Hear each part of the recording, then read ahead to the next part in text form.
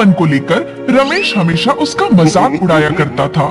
बड़ा होने पर जब उनकी शादी हो गई तो रमेश को बीवी भी ऐसी मिली जो रमेश के घमंड को दुगना कर गई। उसकी बीवी उससे भी ज्यादा चालाक थी। उसने रमेश के कान भर भर के अमरेश के हिस्से की भी जायदाद हड़प ली। खुद ने 2 स्टोरी का बंगलो बनवा लिया और बेचारे अमरेश को रहने के लिए एक छोटा सा झोपड़ा दे दिया। भोला भाला अमरेश अपनी बीवी के साथ उस झोपड़े में ही खुश रहने की कोशिश करने लगा, पर उसकी बीवी उसे खुश नहीं रहने देती। जब तब ताना मार मार के उसे अंदर ही अंदर तोड़ती रहती। एक दिन परेशान होकर वो जंगल में दूर, बहुत दूर चला गया। रात भर जंगल में ही बिताने के बाद जब सवेरे उठा तो सामने बहती हुई जादुई नदी में जाकर उसने मुंह धोते हुए मन ही मन कहा, काश मैं भी अपने भाई की तरह गोरा होता।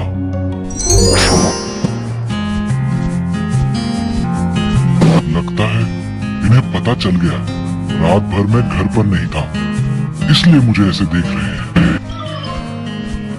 अरे आपके चेहरे को क्या हुआ? क्या हुआ? रात भर सोया नहीं इसलिए कुछ हुआ होगा। अरे कुछ नहीं, बहुत कुछ हुआ है। आप तो अपने भाई से भी ज्यादा गोरे हो गए। क्या? अरे ये कैसे हो गया? मैं इतना गोरा कैसे हो गया? दिन भर वो सोचता रहा कि ऐसा चमत्कार कैसे हो गया। बार बार उसे जादुई नदी की याद आ रही थी। जब गोरा होने की बात कहते हुए उसने जादुई नदी के पानी से मुंह धोया था। कहीं जादुई नदी के पानी में कोई जादू तो नहीं है? यही सोचकर वो शाम होते ही फिर जंगल में चुपचाप जादुई नदी के किनारे पहुंच गया और अपनी अंजलि जादुई नदी में डुबोता हुआ बोला, आपने मुझे गोरा बना दिया, अब भाई की तरह थोड़ा धन भी दे दो। जब वो ये बात जाकर अपनी बीवी सितारा को बताता है तो सितारा को भी यकीन नहीं होता है, पर उसके हाथ में सोने की अशरफियां देखकर उसे यकीन करना पड़ता है। फिर भी वो अमरेश से कहती है, अम्मू, हमारी शादी में मेरी माँ ने जो अंगूठी मुझे दी थी वो 1 साल से खो गई है। उसी जादुई नदी में जाकर कहो ना, शायद मिल जाए। अरे जादुई नदी में कैसे मिलेगी? हम कभी वहाँ गए ही नहीं जो जादुई नदी में खो गई हो। तुम जाओ तो सही। और बीवी की बात सुनकर वो वापस जंगल की उसी जादुई नदी में जाकर अपनी अंजलि जादुई नदी में डुबोकर कहता है, जब आपने इतना दे ही दिया है तो मेरी बीवी की अंगूठी भी दे सकती हैं। ये कैसा चमत्कार है? क्या ये जादुई नदी आपका चमत्कार है? हाँ, मैं एक जादुई नदी हूँ। तुम अपने और अपने दोस्तों के लिए जब भी जो भी चाहोगे मांगोगे वो तुम्हें मिल जाएगा। आप सच कह रही हैं जादुई नदी? हाँ, मगर याद रहे तुम अपने दुश्मन के लिए जो भी मांगोगे उसका दुगना तुम्हें मिलेगा। अगर ऐसा है तो मेरा एक ही दुश्मन है, मेरा सगा भाई रमेश, जिसने मेरी जायदाद हड़प ली है। मैं चाहता हूँ उसका 1 स्टोरी का घर 2 स्टोरी का हो जाए।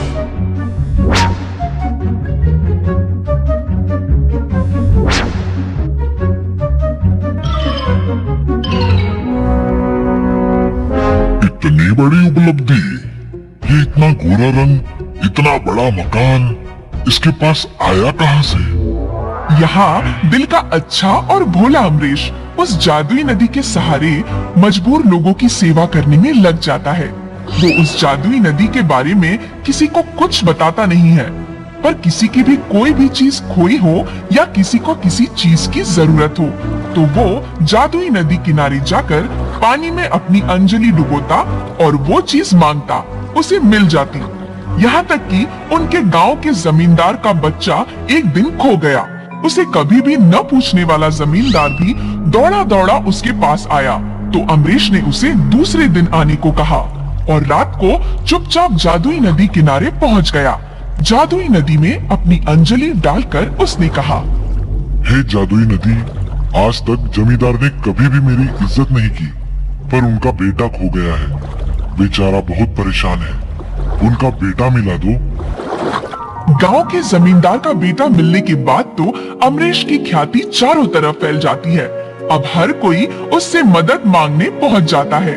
उसकी ख्याति देखकर उसका भाई रमेश और रमेश की बीवी पूरी तरह जल भून जाते हैं। एक दिन गांव के किसान का बछड़ा खो जाता है। किसान के मासूम बच्चे को उस बछड़े से इतना प्यार होता है कि उसके खोने के दुख में वो बुरी तरह बीमार हो जाता है। किसान भागा भागा अमरेश के पास आता है।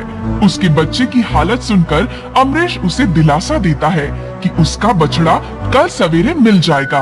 उसकी बात उस पर गिद्ध की नजर जमाए उसका भाई रमेश सुन लेता है और रात को उसके घर से निकलते ही उसका पीछा करता है और उसे जादुई नदी में अंजलि डालकर प्रार्थना करते और जादुई नदी में से बछड़ा निकालते देख उसे सारी बात समझ में आ जाती है। अमरेश के बछड़ा लेकर जाते ही वो जल्दी जल्दी जादुई नदी के पास पहुंचता है और जादुई नदी में अपनी अंजलि डालकर कहता है, मेरी बीवी को सर से पांव तक सोने की लाद दो, इतने गहने दो। धन्यवाद जादुई नदी, अब मैं भी आपसे हर चीज मांग कर ले जाऊंगा।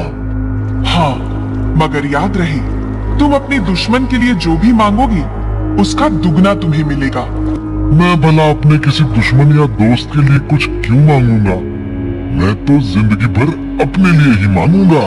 और घर पहुंचने पर जब बीवी उसके हाथ में इतने गहने देखती है और उसकी बात सुनती है तो लालची बीवी की खुशी का ठिकाना नहीं रहता।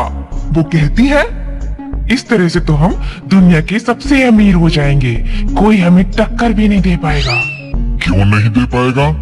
अमरीश है ना, वो भी तो जब तक जादुई नदी किनारे पहुंच जाता है। तो कुछ ऐसा करो कि वो आज के बाद जादुई नदी के किनारे पहुँचे ही ना। क्या करूं तुम ही बताओ।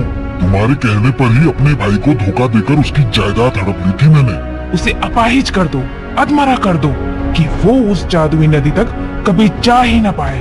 और दूसरे दिन रमेश खुशी खुशी उस जादुई नदी किनारे पहुंचता है और अपनी अंजलि जादुई नदी में डुबोता हुआ मांगता है, हे जादुई नदी, मेरी पत्नी के लिए 7 रंग की साड़ियां दो। हे जादुई नदी, सिर्फ और सिर्फ मैं ही आपके पास आऊं और कोई नहीं। इसके लिए मेरे दुश्मन भाई अमरेश को अपाहिज कर दो। नहीं, अपाहिज आदमी कैसे भी आपके पास आ सकता है। मैं तो कहता हूँ उसे अधमरा कर दो, कभी आएगा ही नहीं। तुमने बहुत बड़ी गलती कर दी रमेश। मैंने पहले ही कहा था, तुम अपने दुश्मन के लिए जो भी मांगोगे उसका दुगना तुम्हें मिलेगा। तुमने कहा तुम्हारे दुश्मन को अधमरा कर दो, अब तुम पूरे ही मारे जाओगे। नहीं। लालच में रमेश को जादुई नदी की कही बात याद ही नहीं रही। पर आप एक बात हमेशा याद रखना दोस्तों, कभी भी किसी भी चीज से कुछ मिलने फनी कॉमेडी FK पर आपका स्वागत है। कृपया वीडियो अच्छा लगा तो लाइक करें, शेयर करें, सब्सक्राइब करें।